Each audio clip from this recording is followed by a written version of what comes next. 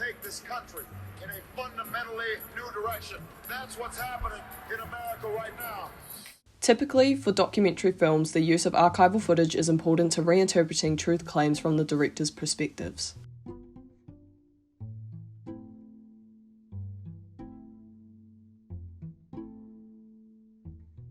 Moore's archival footage pieces work directly in contrast with the narration and the claims of the film.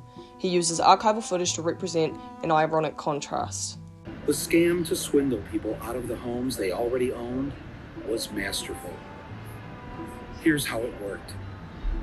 First, tell these homeowners that they own a bank, and that bank is your home. So if your home is worth $250,000, that makes you a quarter millionaire. You're sitting on a gold mine.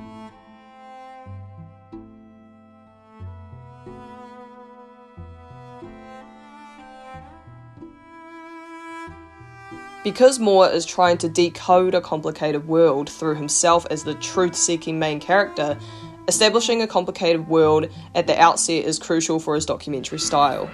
If this was capitalism, I loved it. We didn't mind having to put up with a little bit of this and a little bit of that.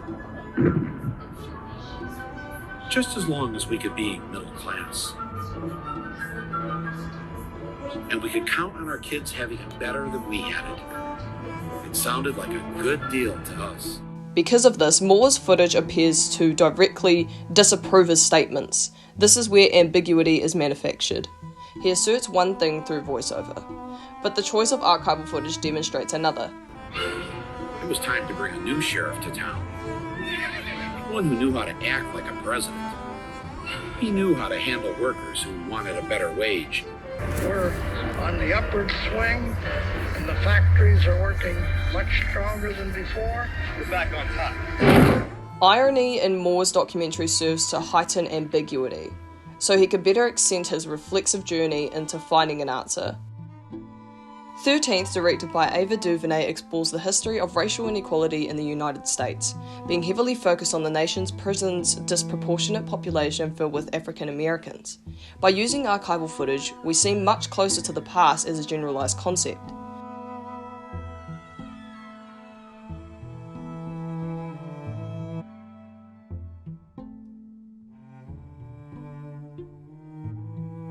'13 has much more weighted focus on interviews that aren't archival footage, but interviews are used as a tool to combine historic footage to emphasize and convince the audience of the intended narrative.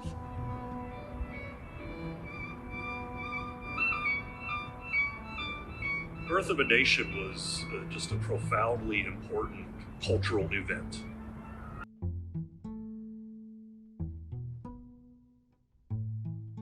Here, the idea that archival footage is reinterpreted to fit the framework the film requires. So they are embedded in the documentary in a historical context. We do have a section where we show Mr. Trump and some of his rallies, and we put imagery that I believe he is evoking against his words in the rallies. So in one of the rallies, he talks about the good old days.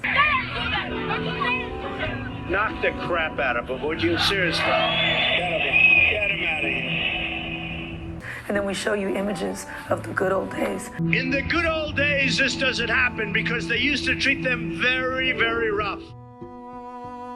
Similarly to 13th, How to Survive a Plague is made up almost entirely of archival footage and interviews discussing the AIDS crisis and the lack of cure, how many died, and the fight to be recognised.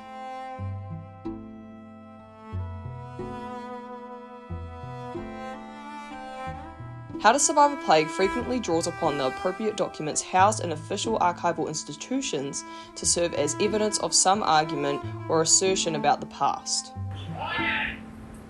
There were many infections talked about, including AIDS, at this conference. Besides the dangers of inaccuracy in the record itself, what can be told depends on what archives preserve.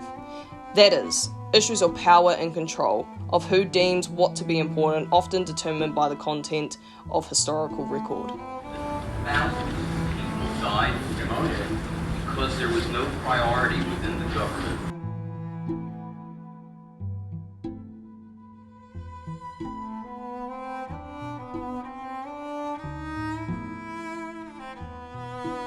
These films do exactly the same thing as more, stripping an archival document of its context and information as it is of the event it is showing. The Bush administration was foot-dragging on AIDS research.